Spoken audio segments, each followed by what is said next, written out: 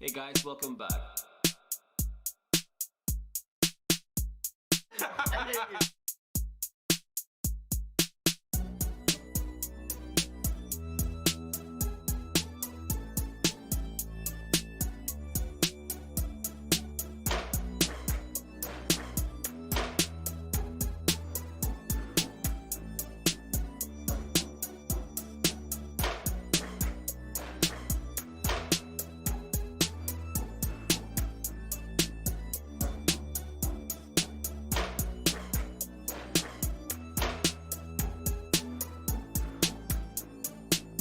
Are you gonna Bampots? Hey folks, how's it going? It's Musley and Atticus back once again. This is episode 6, I think it is. Do you remember, Atticus? 6, yeah, it is, yeah. It's been wild, eh? We're a week late, though, but Hey, we might take a break here and there, and sometimes it's for personal reasons, sometimes it's for schedule reasons. Maybe we don't have a guest, maybe we can't be bothered. Who knows? Paul, as usual. Oh, it was OBS.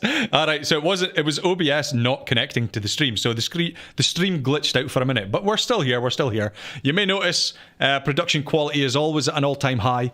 If you've got any suggestions for how to make this stream even better, which that must be nigh on impossible, eh? I think so. It would be quite challenging. It would be quite the challenge, but we're just going to stick with what we've got. We'll see how we get on. And we'll just bring on our guest, the man of the moment. Let's do it, yeah. All right, let's go and load the guest.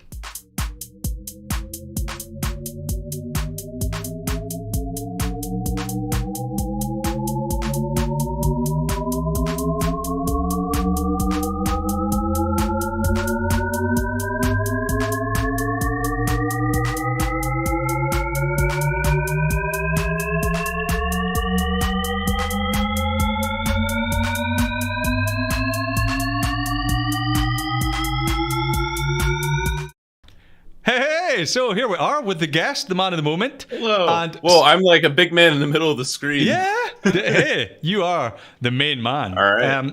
Yeah, we can. We can milk you. Yeah. Or just hold you both off at the sides here, right? It was brilliant. A couple of weeks ago, we had a gorgeous cosplayer who was like patting our heads and things, and I thought, it's so cool. Anyway, how are you, Kai? How are you doing? I'm doing pretty good, you know. I mean, despite like, you know, I could say I'm in between midterms or I guess like mock exams and projects and stuff for university, but like, I don't know, it just living life at this point, and it's going along pretty smoothly, I'd say. Yeah, and one thing I haven't mentioned to Atticus is it's your birthday today. Happy birthday again. Mm-hmm. I know I've already wished you a happy birthday. A couple of times, in fact. But yeah, happy birthday. Yeah. Yeah, no, it is my birthday. I'm 23 years old today. So working my way up the ranks to eventually become a boomer, you know. Eventually become a real man. Mm-hmm. Although I must say, you've got the best facial hair on the stream currently. Oh, well, thank you. I mean, and the best hair. Yeah, exactly.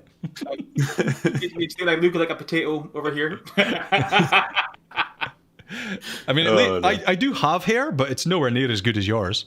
One thing I noticed, like I haven't seen your face in a while, and I must say you look so much like Hassan Piker right now. Really? How do you take that? I don't know who that is. So you don't know Hassan? Hassan Abi. Hey, no, Thorners is in the chat, by the way. I do not know, unfortunately. He's HC's new podcast. What's it called? The Leftovers. Something like that. Aye. But he's a very attractive man, and all the women want in his pants. So it must be a compliment, right? Yeah, no, I'll take it as a compliment. I mean, like, whenever someone says, like, you look like someone else, I don't think that's ever meant to be insulting to start off with, unless they're like, you look like a steaming pile of garbage or whatever, you know?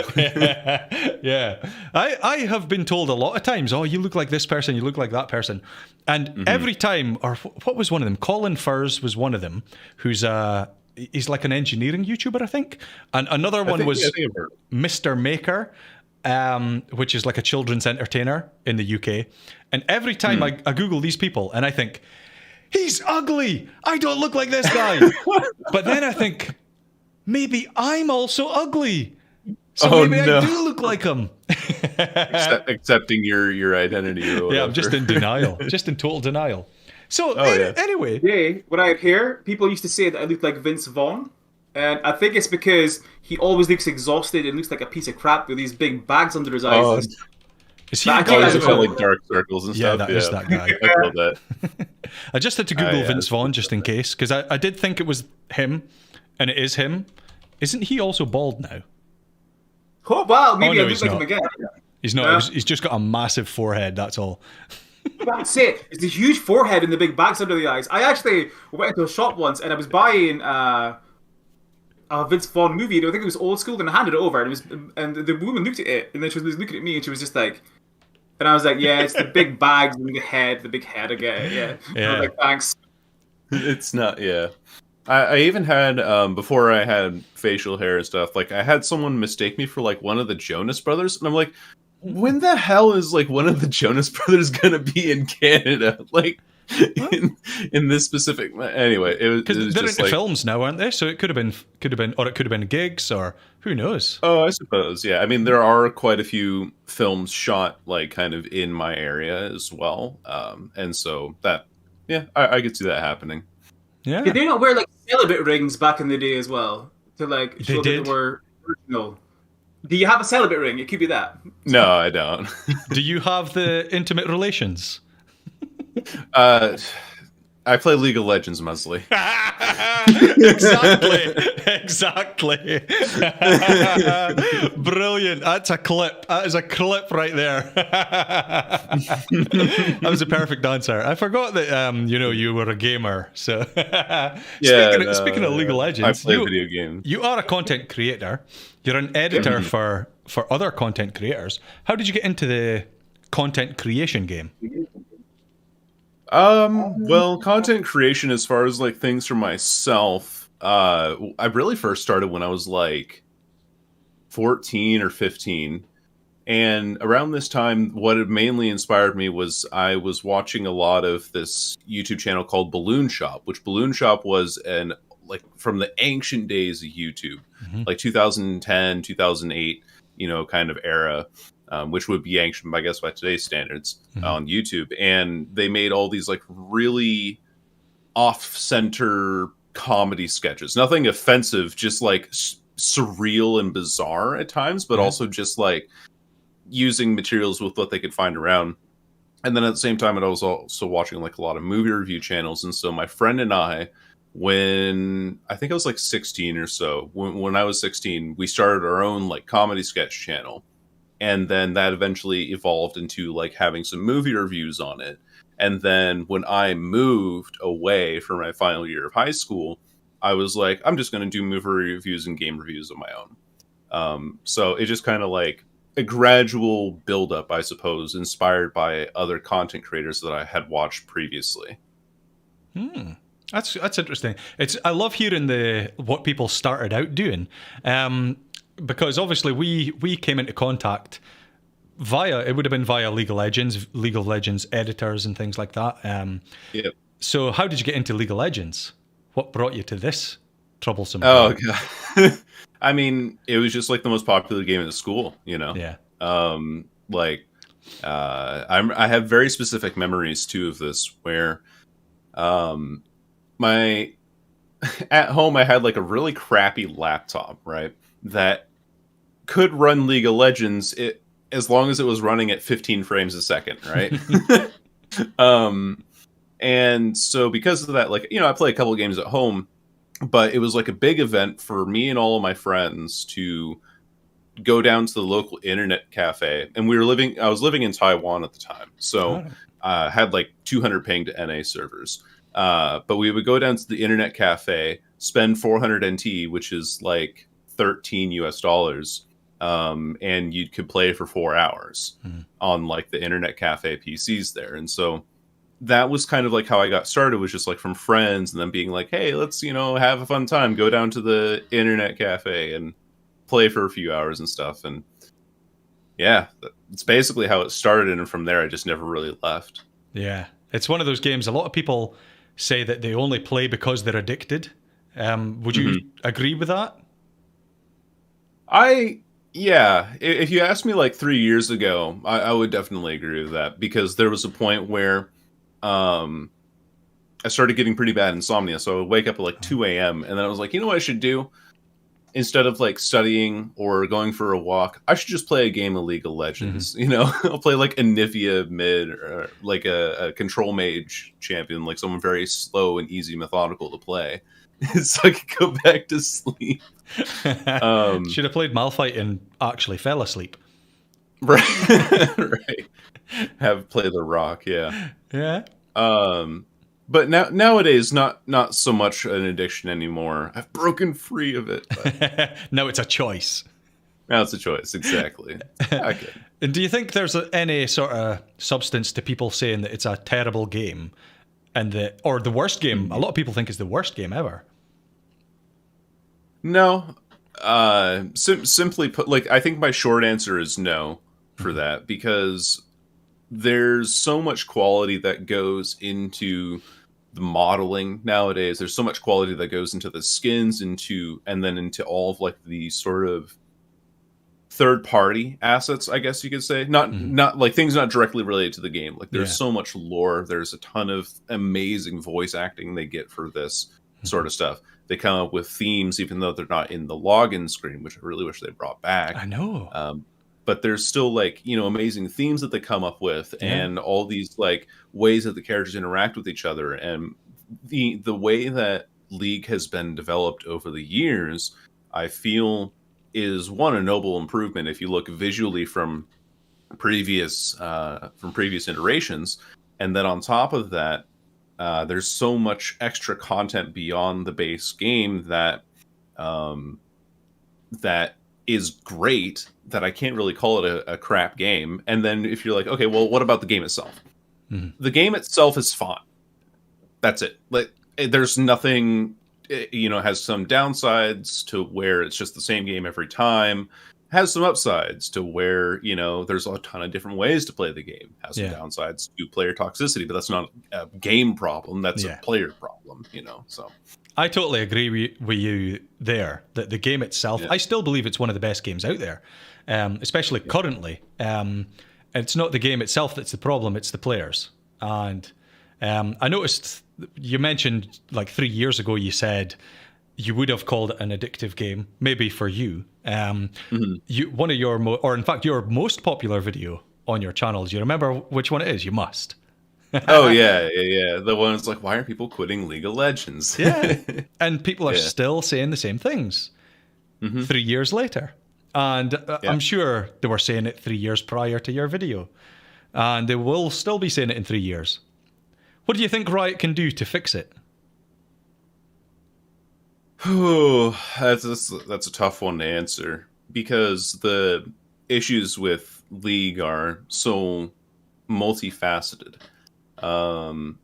But again, if the problem with the game isn't so much like that the base game itself is bad, and it's more that the players are becoming an issue, then the solution really does eventually become, okay, well, if you don't want to interact with that group of people, you just don't interact with them at all.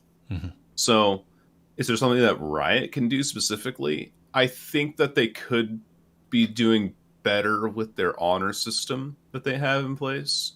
And then on top of that, there's also just blatant like Smurf accounts and stuff that are just going around. Like I could go right now and spend $10 and buy a $30 or 30 level 30 NA account and just start smurfing on that immediately, like with no repercussion. And you've actually just nailed one of the things I said. Was it last week, Atticus? It was just me and you on the podcast. And I said one of the things they need to do, I'm actually currently working on a video, big plug for my channel. And one of the things I say is that honor needs to be at the forefront. It needs to be a real reward rather than Because who even knows what Honor is now? What do you get? What do you think about streamers such as Tyler One? Do you think they're responsible in any way for the current state of toxicity? I'm going to say one thing. Musley, your audio's sounding a little off, so you might want to check that. No. Yeah. Let's see. Do content creators perpetuate that? I don't think so exactly. Like, I do think that the way that a community reacts to and acts in a chat will very much depend on the streamer's personality and how they address their viewers and how they react to things in game. That is definitely, yeah. I think that is, if we're thinking of the immediate impact that Tyler One has, it's definitely going to be toxic. It's not going to be pleasant per se. I've never been a big fan of Tyler One myself.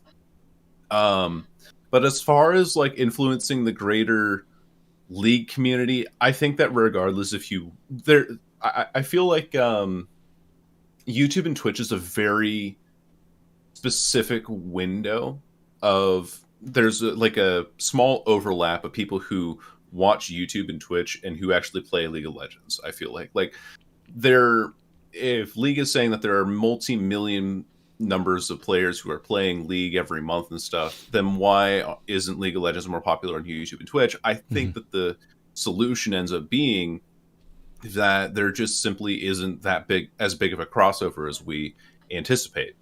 So at that point, does Tyler One have a pretty good impact on the audience and the audience overall of League of Legends in that regard? I would say no, because even then he's like impacting a very specific pocket of it. Yeah, I like that answer. I don't know if, like, what are the numbers for... Is my audio better, by the way? Perfect, Yeah, nice. Yeah. It just, for some reason, it was picking up a different microphone, even though I only have one microphone. I don't know. And yeah, there we go. I have that issue too. Yeah, what was I saying? Yeah, so what are the numbers of players? Like, do you know what the Riot claims are the numbers of players of League of Legends? I can't remember. I know that I like looked it up recently to try and figure out like what kind of scope things we're dealing with. There was like somebody brought up like how there's no new accounts, it's all Smurf accounts and stuff, and I was like, oh, I wonder how many accounts are playing, in these months and what percentage of Smurfs, but I couldn't like deduce anything from what I could find. Well, I've just Googled it while you were saying that. Oh, perfect. Apparently, in 2020, there were 115 million League of Legends monthly active players. The coronavirus gave us plenty of time to play video games, so 115 million players per month. Average viewers on Twitch, 186,000 viewers in August 2021. So that is like what's that? 1/1000th the number, or just more than 0.1%. We do gotta consider that is average concurrent viewers for 24-hour period, and those viewers will rotate out, right? Okay. And so you might actually have a couple million people actually rotating in and watching League of Legends on a daily basis for different periods of time. So you think the Twitch viewers will be higher in real numbers, or what do you think? Well, how do I put it? I'll use some stats from one of my streams recently. So I hosted a Legends of Runeterra tournament with Nicky Boy a couple of weeks ago, and the total number of live views that I had on those streams is close to like 700 live views, which includes like all the people who came in and watched the stream individually. And I think or watched the VOD afterwards and stuff. But I think that the stat that I had that was like the highest or the most number of unique viewers that I had on that day was 300, even though the viewer count itself never went over, I think, 70. So even though we had 300 different people in there, we only had a quarter of it representing the live viewing at the time. So the same kind of idea can then be applied to the League of Legends viewership, where you have 186,000 people viewing League of Legends, but it's a bunch of people rotating out and could actually Yeah. be 4x, 10x that number. Yeah. Yeah, because someone could come in and watch it. That's one concurrent viewer. But then if they leave and someone else comes in, that's 2 viewers, but it's still only 1 viewer. Yeah, and if that happens exactly. hundreds of times in a row, you've still only got 1 viewer, but you've had hundreds of viewers. Yep. So the number's a bit, it's a bit difficult to gauge what the true number is. And then the number of monthly players, well, what do you consider a monthly player? Is that if one person plays on 10 accounts, is that 10 players? And Right. you only play one game in that month, and that counts as a player. So those numbers might be overestimated. But even if we quadruple the number of Twitch viewers and we quarter the number of League players, you're still looking at hundreds more times the number of players versus the viewers. Yeah. And I highly doubt that there's like a ton of people with more than 3 accounts, out there at a time playing on them actively. Like that's just too much work. Yeah. I mean, I think I have 3 accounts, an NA account, an EU account, and an EUNE account, or maybe a couple of EU West accounts. I can't remember, but I only play on one. Yeah. Unless it's a special occasion, like some of my NA friends want to play on stream or something like that, then I'll be like, right, let me log into my other account. But that's maybe once every 6 months. Right. So, yeah, I mean, how many people are really... or another suggestion could be that there are bots leveling up accounts to be sold to banned gamers. Yeah. And they're really boosting the numbers because nobody's really playing them. Yeah. It's a numbers game. It's all very confusing. One thing I wanted to pivot to, you mentioned Nicky Boy there. You both edit for a very popular YouTuber and streamer, Scooch. Mm-hmm. Yep. How did you go about? This is one thing I've been wanting to ask. How do you go about getting that job? I mean, I know the answer, but I want you to say it out loud. Torner's mentioned it, during the stream or the podcast they were on with Moonwalker, and he's like, it's all about connections, and it kind of is, yeah. Like it's about who you know, because when I submitted my editor application, I had no guarantees that Scooch was ever going to watch it at the time, and so I told Nicky Boy, I was like, oh yeah, I just applied for the editing job. And Nicky Boy at the time was only known for being Magikarp Use Fly's editor. But he was very well known for being that. And he's like, oh, okay, well, I'll send him a DM and say that you submitted something. So that was it. Like, Nicky Boy was a huge part of that because of who he was already established to be as an editor for Magikarp Use Fly. And... yeah, that was definitely part of it, but I think the other part of it for me as well has just been like, hey, I edit things. Would you like me to put a video together for you? And it's also been like a part of just not really trying to shy away from what I create, Confidence has a lot to do with it, I'd say. Okay. So do you just apply, like send people edits and be like, hey, I've made this. Do you want me to make videos for you?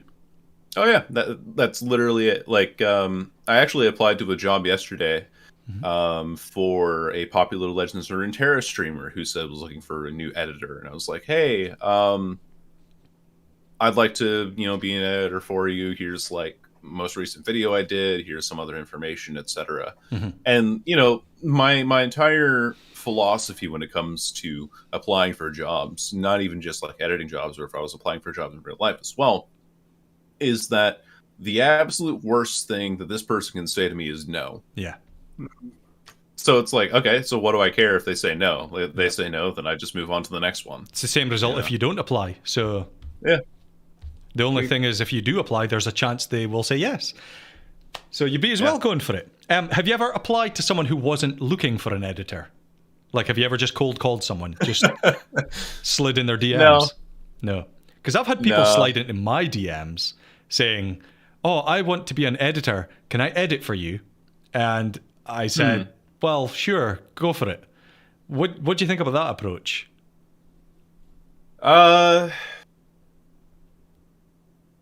The first word that comes to mind, unfortunately, is invasive. Yeah.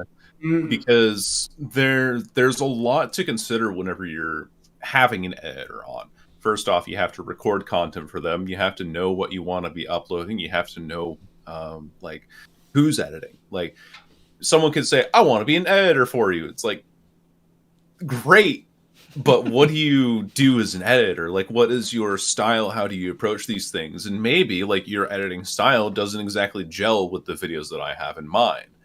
And so for someone to be like, I want to be an editor for you is kind of like, I don't know, offering a service when, I don't Without saying what the service is.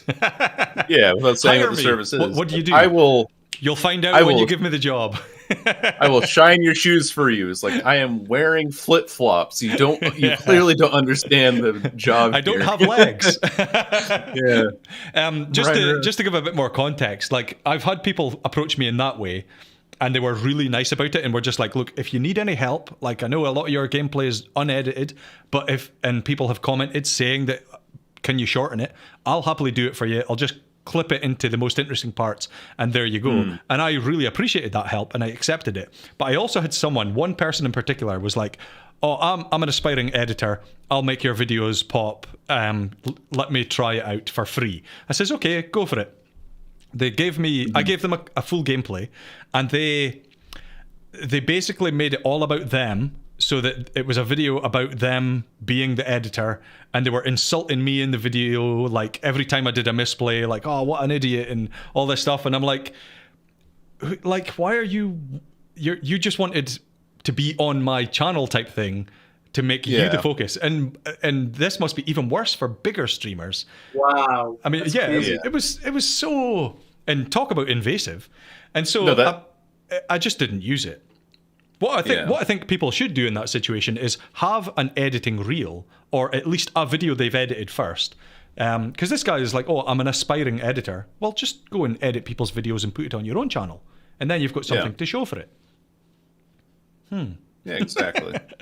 Has anyone ever approached you like that? No, like asking to edit my content or asking me to be an editor. No, never. It's a strange thing. So I've covered quite a lot of the things I wanted to ask. I mean, I could just ramble on for hours and hours, but I know, Atticus, you've got some prepared, actual thought-up questions. I do, yeah. And actually, funnily enough, I was just going to ask one, actually, about editing for Scooch. And one of the things I thought would be really quite interesting, editing for Scooch, is PewDiePie used to have two editors, Brad and Sive. Yeah. And people would complain and bitch in the comments constantly if they assumed that Sive was editing, because they preferred Brad's editing, apparently. Although it did turn out that the most popular viewed videos, a lot of them were Sive's. Have you experienced anything like that, with there being multiple editors for Scooch? Obviously, there's yourself and Nicky Boy as well. Not really. Like, from what comments I have seen about things and what DMs I have received, a lot of the stuff that I've seen has been pretty positive, which is nice. And just like the stuff in general about all of the editors has been really, really nice. I definitely think like other, the people who are also in the editing crew might not agree with me, but I think I'm the weakest editor out of all of us, because I'm just not like the most experienced with everything. So if I'm not seeing any negative comments about my own editing, I will take that. And I will say that, like, I'm pretty sure that everyone else is being received pretty positively. Because we have Zayas, Andrew, Okanya, who are like the three main editors right now, with Jason, Nicky Boy, and Torner's kind of, they haven't edited quite as frequent or recently, but they do still edit, and regardless of like who's editing, I've very rarely seen anything negative about it, thankfully. Okay, that's really good then. So it's not as toxic as what other editors have had to experience then. That's amazing then, yeah. Yeah. I guess my next question would be then, when you started working as an editor, you must have learned quite a lot about YouTube and audience retention and things like that as well. What tips have you learned since you've worked as an editor that you could tell our viewers? Well, The most important thing about being an editor that I always try to apply to my videos is every time. Okay, well, understanding that first, the content creator that you're editing for usually has a pretty good personality. At least that's what I found with Scooch, right? And so it is not my job as an editor to make Scooch look like a entertaining personality. It is my job to make sure that the video has enough pace to it to keep it entertaining. And in that way, not throwing so much in the video that would then distract from his personality. So what I will always do whenever I'm editing is like, I will go down, I'll go through a clip. I'm like, okay, that clip is hilarious. I want this in the video, or this clip adds really well to the narrative that he's trying to sell for this video. And then when I have that clip, I'm like, okay, now how do I make this funny? Is there something he says? Is there something that happens on screen?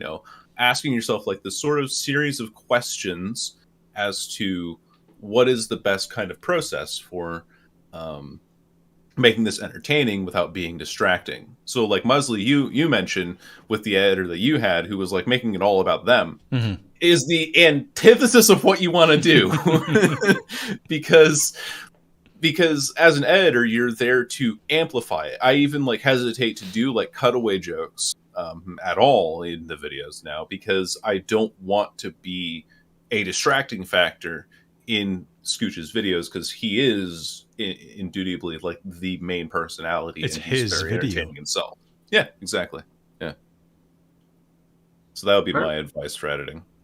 That's pretty good. And actually, you mentioned pacing there as well. I get that a lot from the BBC. When I edit things, I give it to them, and then obviously it kind of works like there's a director's cut which you make, and then the production company themselves, they make what they want to air afterwards.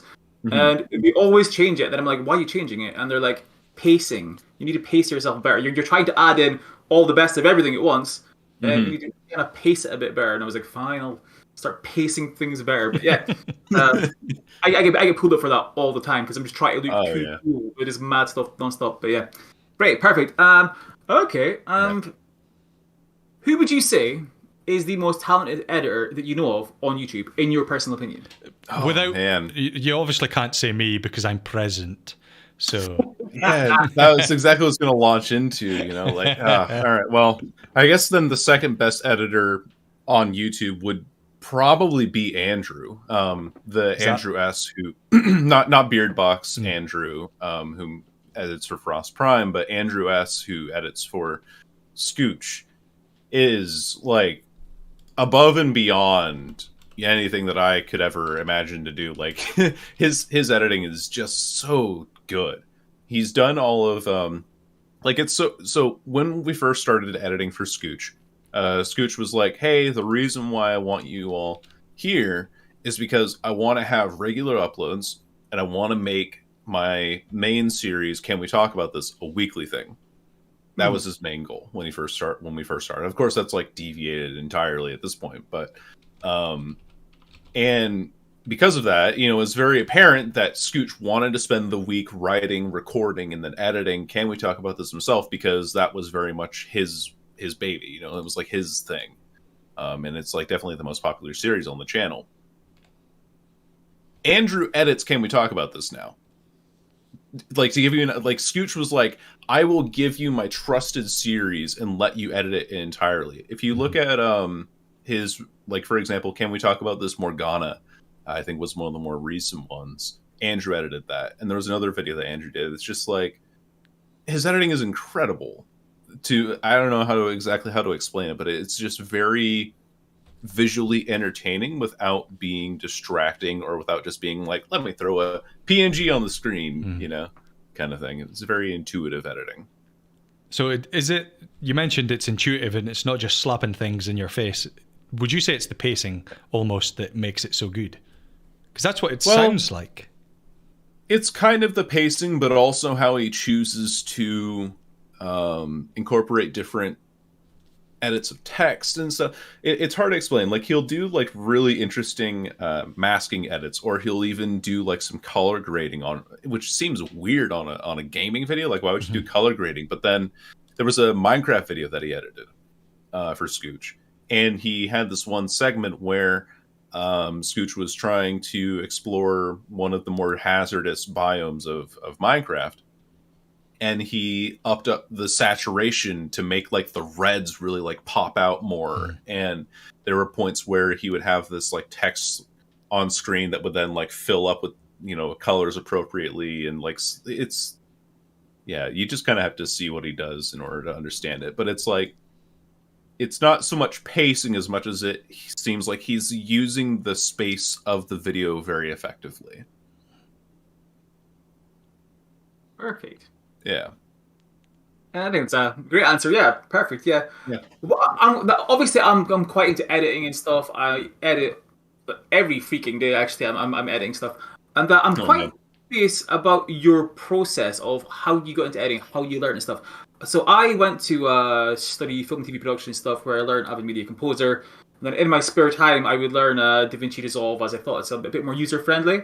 And now it turns out the industry standard for editing literally anything is Premiere Pro.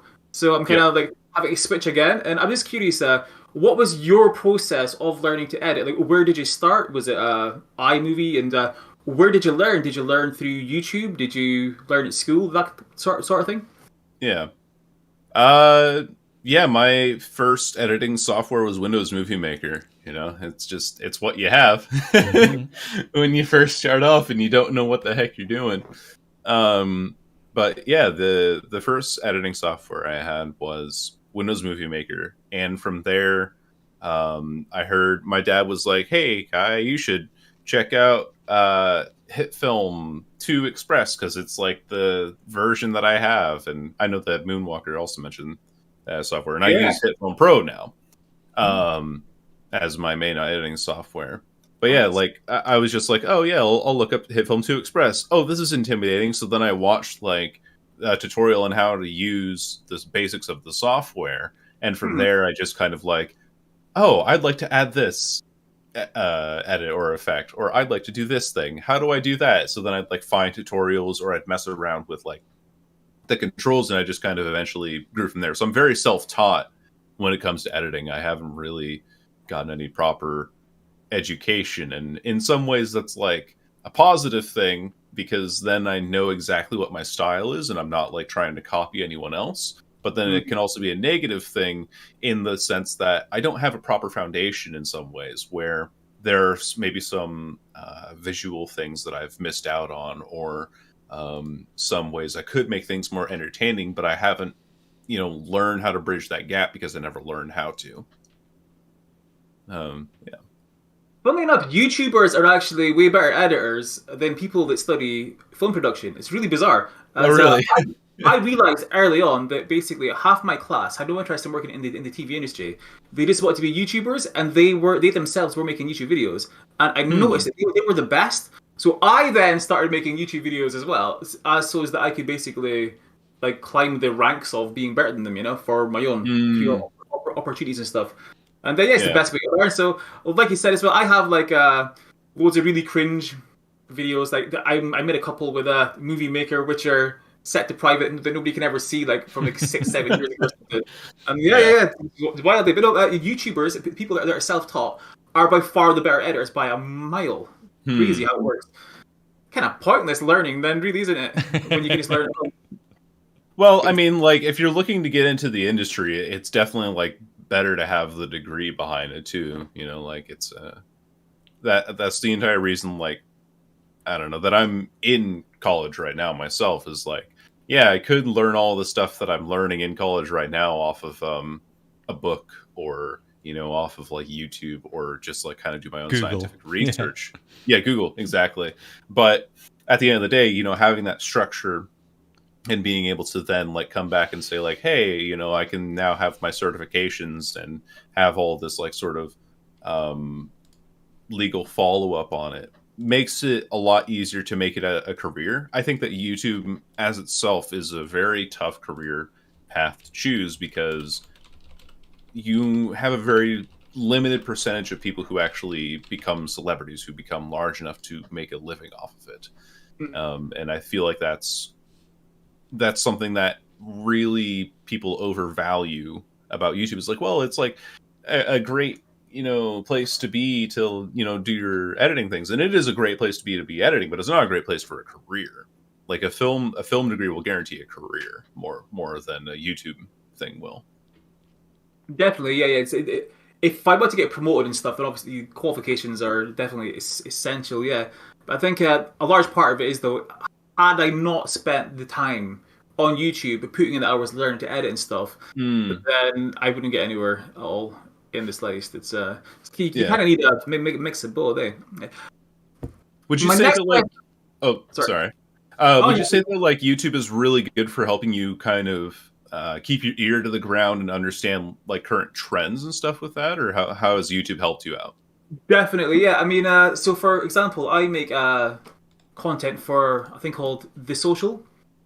So, and basically, the Social, they show videos, like, on TV and stuff as well, on BBC Scotland, but they also show them on their website, iPlayer, which is like a British version of, like, Netflix type thing. They show them on, like, Facebook, Instagram, all their social medias and stuff. So I have to kind of old to be spending on TikTok. Could you imagine me dancing about and stuff? But yeah, I have to kind of keep it to the ground and see what's happening and stuff. And YouTube is obviously my favorite platform by a mile. So I do watch, like, a lot of podcasts, like the H3 podcast and things like that. I used to watch the Joe Rogan podcast and things like that as well, and I would see what was happening there, which is why I'm making a lot of content right now about ghosts and aliens and stuff as well, because that's the kind of stuff that's really popular. But YouTube has been, like, a massive help, because if it wasn't for that, I wouldn't have got the green light to make, like, so many different really fun and interesting things. And it's a case of most people my age don't have the time to watch as much YouTube as I do. So I'm quite lucky that I have enough time to basically see what people want, see what people want from videos and things like that as well. And YouTube is definitely massively helping. Amazing. Easy. You can write that time down as a business expense, right? Pretty much, yeah. It's overtime. It's amazing. It's such a good resource for just knowing what's popular, and also as well, it's like there's, like, different, like, trends and stuff around the world and things like that as well.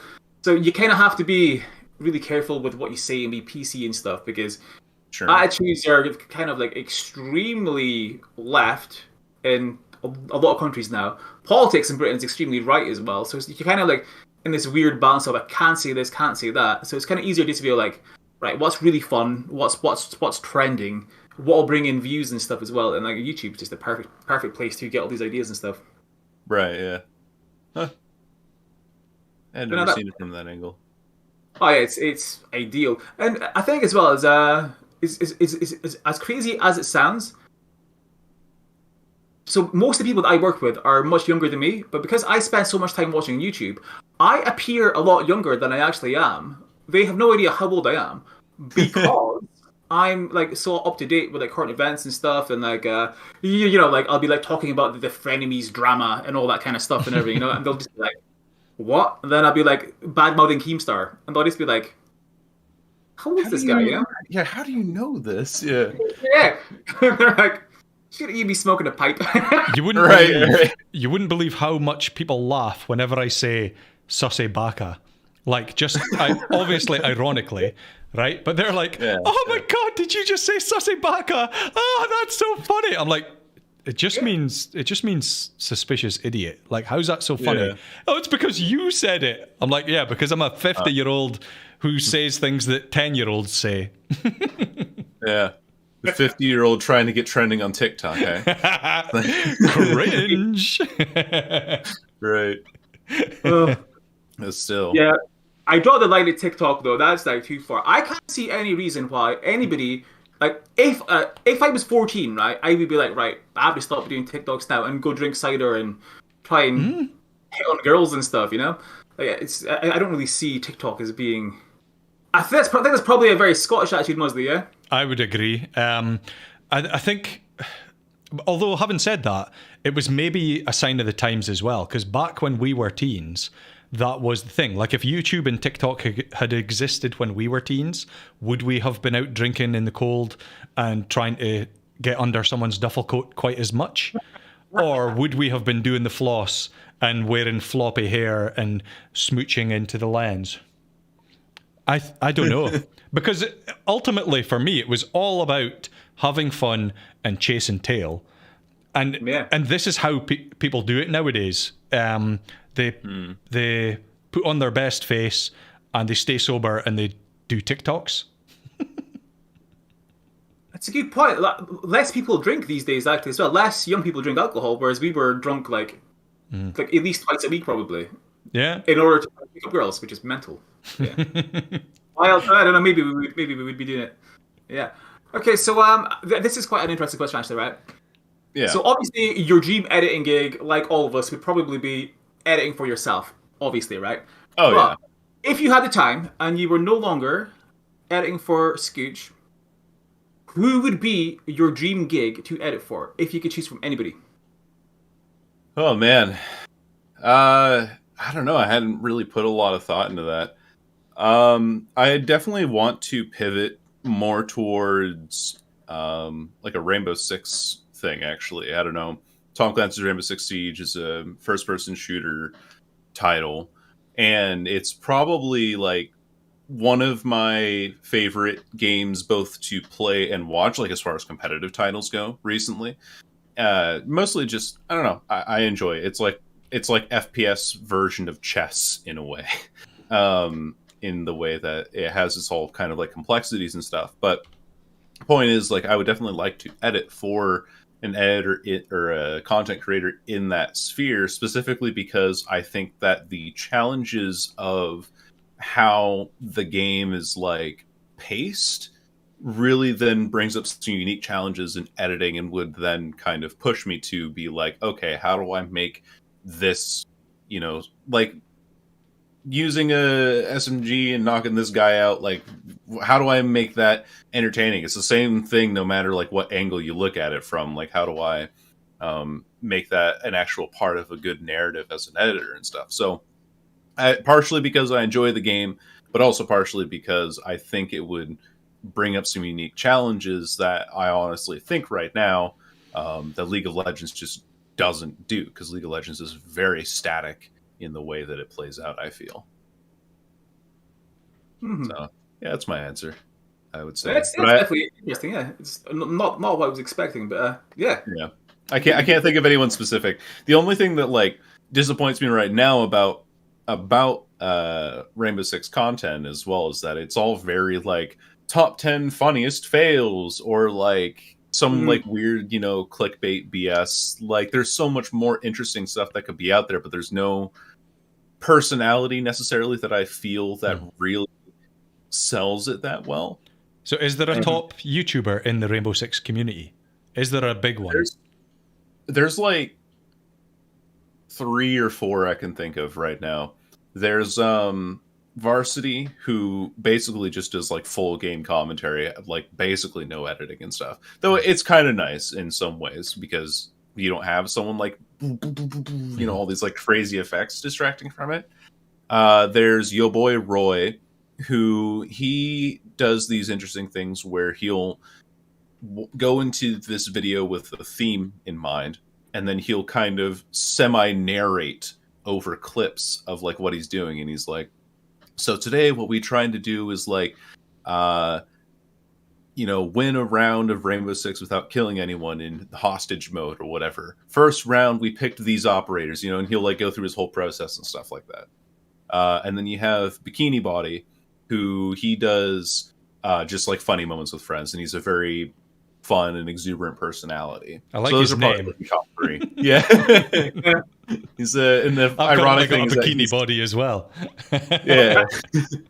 You're gonna start streaming hot tub streams on Twitch now, wasn't it? Yeah. The ironic thing is that he's also Swedish, so like there's no way for him to. It's always cold, you know. That's kind of the joke with the Hot name tub. that I just did. Yeah, well, yeah, sauna, all of those kind of things. Yeah, there you go. See, did I not ask you ages ago, before the hot tub streams became a thing, to do a video with me in a hot tub? Yeah, because you were going to do. You had a hot tub years ago, and your series was going to be hot tub interviews with hot girls as well. But it was during a time when it was like being demonetized. So that was partly why you never did it, wasn't it? Like it was considered a bit too adult, almost. So you didn't bother doing it. Someone must have saw that and thought, screw it, I'll do it. and then it became the big thing it is. Before my time, I I know. could have been the one to ruin Twitch for everybody. Nostradamus. Yeah. I mean, you could just say that you were having the idea archived and like bring it up any other time now, right? Hey, Should have copyrighted that idea, actually. Yeah, Damn yeah. it. patented. I've got one last question, right? And it's completely off topic, right? But it's something I've been pondering for a couple of days now, right? I'm so curious because I can't decide on this one, right? You probably saw that Alec Baldwin shot somebody and killed them. Yep. Shot two people, Yeah. actually, yeah. Now, completely off topic, right? But it is a little bit to do with editing as well. So they have a gun. They said there's a cold gun on set. You could obviously edit, like, flames coming out of a gun. Now, I've never done it, but I assume I could probably do it by the end of the day if I felt like it. It can't be that difficult. I mean, so me and Musley were debating earlier, like, what should happen in this scenario in the future with regards to editing? Should this be like the actual standard where you just edit in the gunfire? Should Alec Baldwin go to jail for manslaughter? Because in this country, he would be tried for manslaughter. He's the producer, things like that as well. Totally off topic, but I can't make up my mind, and I'm just really curious. And it's very topical at the moment as well, obviously. Yeah. Well, the thing about editing that is now the editing software that I have actually has some built-in 3D presets that mimic gunfire that I can use, that I have used a couple of times in specific shots. Now, the problem with gunfire and the problem with kind of like trying to edit anything CG at all is getting the lighting absolutely perfect. Because if you ever like notice like something, your brain knows that something looks CG and looks terrible or unnatural, and that's mostly because of the way that the surface reacts to light, right? Like the green screen. But like, if you were a green screen character, Atticus, like the light kind of like reflecting off of your shoulder there, versus like how it might be CG'd in, that would take hours and hours upon of editing, just trying to get that specific frame right, and then making sure it's like keyframed properly across the entire frame. So, even though gunfire is only ever there for a few frames, you still have to get the angle of the gunfire right. You have to get the lighting right. You have to make sure that, like, when that gunshot goes off, that the residual flame coming out of it that you have coming from it looks like it actually fits in the shot. And that is not a ton of editing, but it is like maybe an hour of time trying to get that right, and also making sure that you're talking with your editor-in-chief and your producer and saying like, hey, does this look right to you in the final shot? Should we, like lower the lighting? Should we make the like a closer muzzle flash and stuff? And so the ultimate solution then is like, oh, we'll just use practical effects and like cut that editing out entirely. So when it comes to like time spent on editing, and then the money also spent on having an editor work for an hour on a muzzle flash, it's much easier to then just be like, I'm just going to do practical effects. So I can see why they would want to use blanks, but it does definitely like run that risk. Like you treat a gun like it's loaded. Like I've never fired a gun myself, but everything that everyone has ever told me about gun safety, the first thing they always say is you always treat a firearm like it's loaded. And that for some reason wasn't done here, and I don't understand that. Yeah. Well, funny enough, I a gunner actually for the Ministry of Defence, and you get comfortable with them really, really quickly, and you get a bit lazy with them really quickly. I've actually lost like 90% of the hearing in one of my ears because I used to forget to put on my ear defenders and stuff, and then this loud bangs would go off my ear constantly, and I'd be like, then it's like ringing for days on end. It's really easy to get like way too comfortable with them and stuff, which I think is part of the problem. Is you kind of just forget because you're working, Right. And one of the things that we were speaking about before the stream started was you could edit all that in, and even if you could get it perfect, like you were saying, you have to get the lighting right, it has to be the right muzzle flash size and in the right direction, blah, blah, blah. It's much cheaper and easier and faster to do it practically. But also, even if you were to edit it all in, the actor still needs to hold a weapon and pull the trigger in the direction it needs to be pointed in. So then there's still the risk that someone might accidentally or sabotagely sneak in a real weapon. So what problem are you solving by editing it rather than doing it practically? it could still happen. Basically, is what my thought is. Hollywood's been good at making. Hollywood's been good at making pretty convincing replicas. Like the there's a specific like blooper scene from the Avengers movie where Chris Hemsworth, who plays Thor, keeps missing his grab. He's supposed to like turn around and like grab the hammer Mjolnir out of the air, but like there are so many cuts in that blooper scene where he keeps missing it and it's like flopping around and like bouncing off his hand because it's made of like cardboard essentially. So I think you could very easily, have people who, I mean, it's Alec Baldwin. He's clearly working on like some higher production value film. And I think that you would definitely have the capacity to make replicas at that point. You wouldn't even have to have a real gun that fires. You just have a gun. Yeah. And it could be made so light and obviously a replica that if someone did hand you a real weapon, you would know instantly. Yeah. Yeah. Like that's a difference of a couple pounds. You're like, what the? No, that's not a replica at all. Yeah. And then a replica surely would be cheaper than a real weapon. And you could still edit it in. Could it still fire blanks though and give you that muzzle flash? Well, I had an idea, which is you could invent a prop, because obviously there's like huge budgets in Hollywood films and stuff. You could invent a prop that will recoil back so it looks like a gun, but just doesn't shoot bullets at all. And then problem solved. Yeah. Like something that has like a working slide or whatever on it. Mm-hmm. We should approach Hollywood, become millionaires. Right. It's like, hey, we can figure out how we make it so that Alec Baldwin doesn't shoot people now. That's our $1 million idea. Genius plan. Yeah. Make millions. Yeah. Should he go to jail, though, is the question, though. I am really undecided, because in Britain, there's a really good chance that he would for manslaughter. Because he's the producer as well. Obviously, a lot of the crew walked off set that morning, and they were making complaints that it was unsafe as well. And as the producer, he's in charge of pretty much everything that isn't directing the actual cast. So there's a lot of responsibility on him, and he's the one that shot the cinematographer. I think in the British courts, he would be very, very lucky to not get a bit of jail time. Yeah. No, I'd agree with that. Like, jail time would definitely be... If it's not, at the very least, manslaughter, it's dangerous negligence, and that can also lead to, because even if you're like, well, someone mistakenly swapped out the wrong thing, they did give them blanks, they had the wrong ammo, and the list of, like, incompetence that goes down the line can then eventually be traced back to a specific source. But even, like, as much as you're trying to dodge that, there's still the fact that Alec Baldwin had the weapon and fired it. And with his position, I would agree. I think it would fall under gross negligence. And from there, what are the terms of that? And does that then lead up to manslaughter?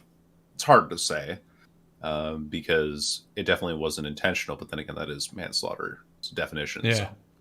I think it's called culpable homicide in Scotland, where although it wasn't intentional, you still caused the death. Yeah, you're still culpable. We should vote on it. Should he go to jail? We should take a vote and then see what happens. It'd be quite interesting. I'm on the fence, really, so I'll let you guys first. Well, I think yes. Jail time. Yeah, I think it's a little too negligent for it to be considered like anything less at this point.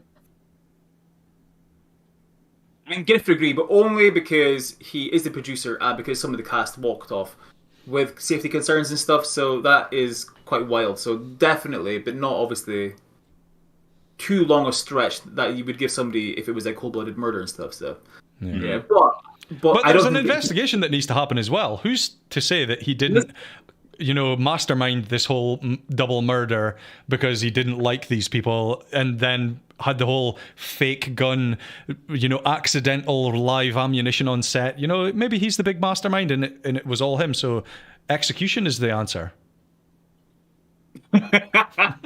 Right.